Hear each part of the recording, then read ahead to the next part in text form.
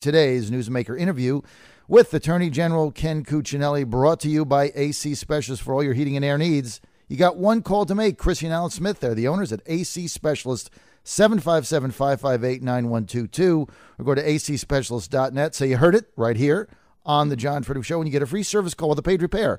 That's acspecialist.net, or call 757-558-9122. Joining us now is the Attorney General of Virginia. He's also the Republican gubernatorial candidate, Ken Cuccinelli. Mr. Attorney General, great to have you with us today. Good morning, John. Mr. Attorney General, I have to commence with a disclaimer. Editorial, I've been an unapologetic supporter of Governor McDonnell, and I believe, based on the information released so far, that he did not break any laws, and I do not believe that he should resign. Now, having said that, that's my opinion. The liberal media and the Democrats are attempting to tie your candidacy to the governor's woes. Is this legitimate or grasping at straws? Well, it's grasping at straws. I mean, the governor's situation is one that's disappointing and frustrating to all of us, but it is personal to him. And when I ran in 2009 for the Attorney General's office, part of my platform was ethics reform. And we got one of the important items on there, and that was an independent inspector general. We got considerable resistance for other items on that list. And I will say that the focus, I think, going forward ought to be on the fact that we now have an opportunity in the next General Assembly session to get meaningful ethics reform, both clarity in the law that exists, gift limits, much more thorough and transparent disclosure, for instance, including adult family members. I'm somebody who's out in front on this, who has released 8 years of his own tax returns. My opponent has refused to do that. And that's more than just about knowing my finances, though I will say, that was what the focus was in 2012 when Terry McAuliffe suggested that Mitt Romney should release his tax returns. But now Terry McAuliffe won't do the same thing. I think this is a trust question. I think it is a question of legitimacy and openness with the people of Virginia at a time when, for reasons of circumstances beyond mine and Terry McAuliffe's control, I think there's a greater demand and a greater need for that by Virginians.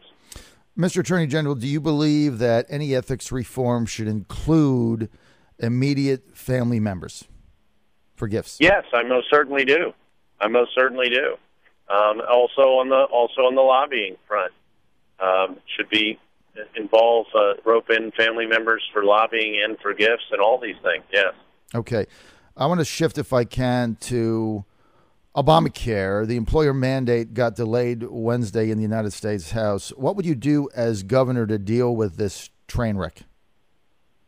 Well, it is a train wreck, and it is very hard to deal with because when the people making the rules don't even know what the rules are going to be, for those of us who have to live under it, what do you do? I mean, government has the same uncertainty that business does. A recent Gallup poll of small business owners found that over 40% of them were not hiring or not expanding for just one reason: Obamacare. Right. Now, there may be other reasons that affect other businesses, but over 40% of them are holding back now because they have no idea what's going to be required of them. They have no idea what their employee costs are going to be for benefits. This is a real job killer, and it's imposing massive and growing uncertainty, not just in Virginia, but around the country. And as somebody who's running to try and help the middle class, to help grow jobs, this is one of the biggest impediments in the whole country. What about the 300,000 to 400,000 people in Virginia that are estimated that are now uninsured in the Commonwealth? If you were governor, how are you going to handle that? Well, first of all, there have been a couple of small steps in the right direction taken in Virginia in recent years. For instance, making the medical outcomes, viewable by patients. You need that kind of information if you're ever going to have a market where we can hold medical practices accountable, and by that I mean on a price basis. What am I getting for my money? And then we need to also share transparency in cost so that consumers, patients, can make market-like decisions. We don't have a market in healthcare right now because it's been so warped by the government, and we need to be moving in that direction. The other thing, and the reason that's important to the uninsured, is you introduce price competition that doesn't exist today. The way to get access for the uninsured is to drive the price down to get access. And the best way that's ever happened in America is more and more competition. And the government is inhibiting that right now, and we need more competition to drive the price for health insurance, for instance, down so more of our lower middle class and poorer Virginians can afford it. But wouldn't the implementation of Obamacare do the exact opposite? Absolutely. Absolutely. It's classic Washingtonese, the Affordable Care Act. That's what they call it. So the one thing is it isn't affordable. I would say this is a bipartisan phenomenon when they name these bills, but right.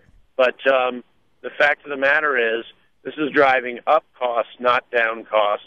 It's hurting quality, and little talked about, my opponent certainly doesn't, is the fact that it is drying up the pipeline for the medical profession. I mean, why would you go be a doctor today if you've got to put up with the headaches and the torment that Obamacare imposes on the whole industry? My opponent wants to expand Medicaid and make 400,000 more Virginians eligible for this welfare program in the healthcare arena, and it's one that isn't working all that well today. There are some reforms that are being attempted in Virginia, but we need control over our Medicaid program before we think about expanding it.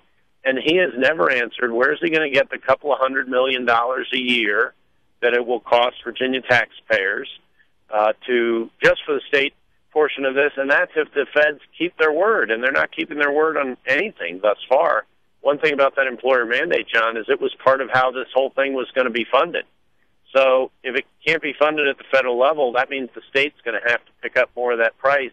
And my opponent refuses to say what taxes he'll raise to pay for that. And he has never said, where are we going to get the doctors and nurses to serve hundreds of thousands of more Medicaid patients?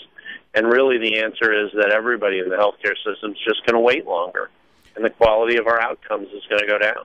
Mr. Attorney General, what the Democrats, though, were saying with this 400,000 Medicaid expansion is, look, the federal government is going to pay for it initially, then 90% anyway, and so why not just take the money?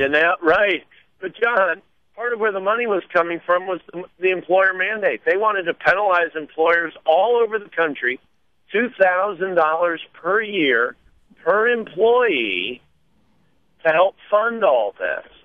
So they've already failed to keep their promise with respect to the high-risk pool, the uninsured high-risk pool.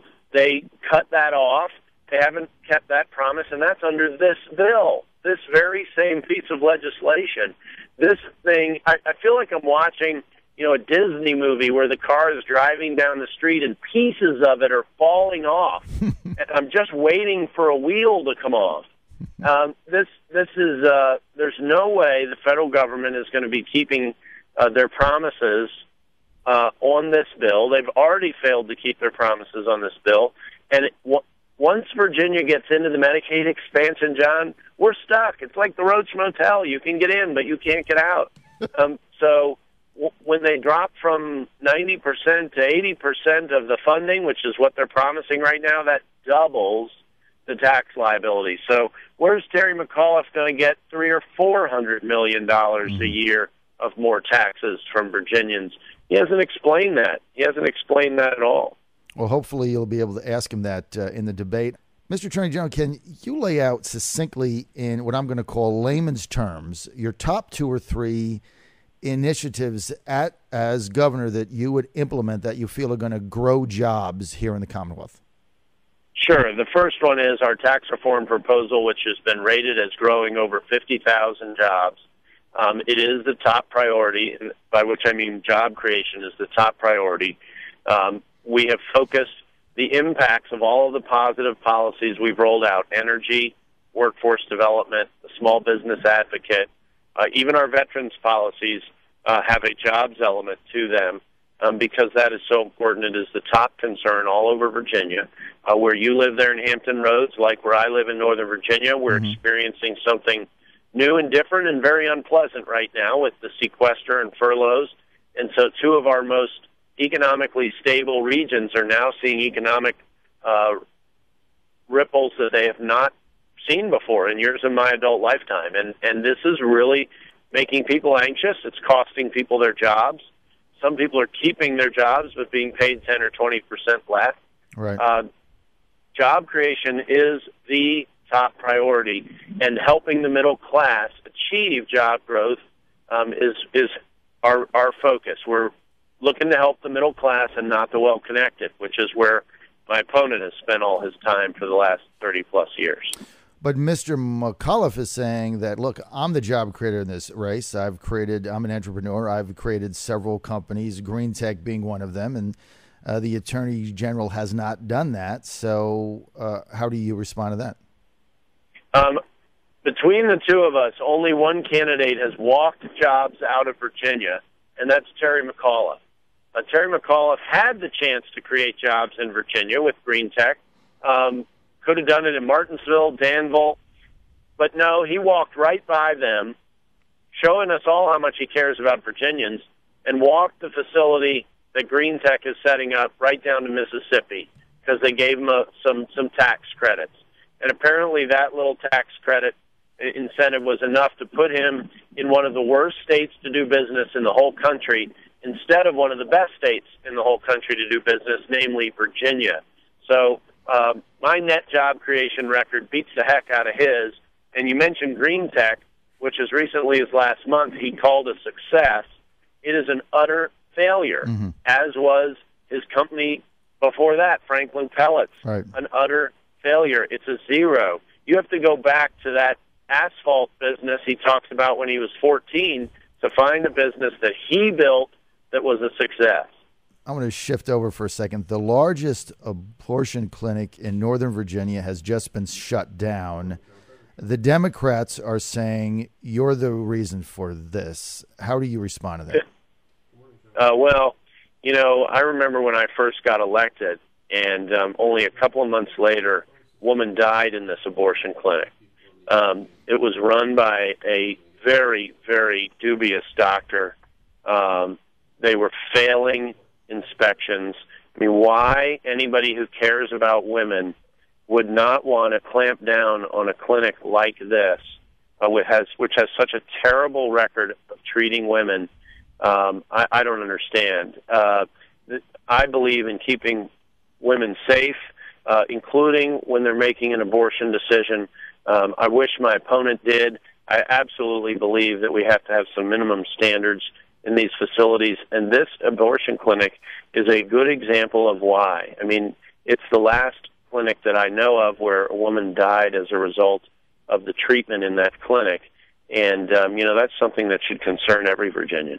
So do you think closing it down was the right thing to do? Well, that was their decision. They wouldn't live up to the basic standards, and like I said, since inspections began a year or two ago, they have failed those inspections on at least one occasion. And some of the descriptions of how they have kept the facility would scare you if you were going in there for a surgical procedure, which is what abortion is.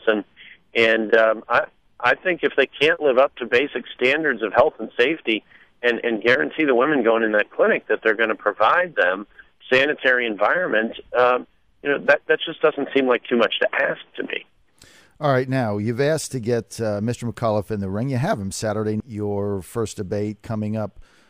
Those of us on the sidelines watching it, what should we really be looking for, Mr. Attorney General, on Saturday? It's going to be simulcast on PBS's website because the moderator is Judy Woodruff of PBS, McNeil Lair's NewsHour. And, I think that different people are watching for different things. Every voter has their own concerns and interests, and they come to this with preconceived notions of their own, you can expect to, I would hope, if we're talking about issues that matter, expect to hear a lot about job creation. I hope that Judy Woodruff will flush out my opponent's plan or lack thereof for job creation, and I hope I get the opportunity to talk in detail about mine. That's going to be something to look for, and how candidates handle subject areas that maybe haven't been discussed yet in the race is also a sign of who's capable right now today of being governor. I think I'm the only one in this race who's qualified to be governor. I've been in state government over 10 years. I've got a lot of community involvement for years before that in Virginia. Terry McAuliffe doesn't have any of those things. I think that a governor ought to have all of those things, and I think you're going to see a lot of that discussed and evident in the debate on Saturday. I just wish it weren't, this is the only one of 2 debates currently scheduled. My opponent has absolutely refused to debate all over Virginia, including in your home region there in Hampton Roads. I mean, the second biggest population area in Virginia, and he refuses to debate down there. I just think if you want to be the governor of Virginia, you ought to be willing to face off and debate issues and lay out a positive vision. And I think the reason he doesn't want to debate is there isn't much positive vision there. Well, we're certainly going to find out on Saturday. Mr. Attorney General, thank you for joining us today. My pleasure, John.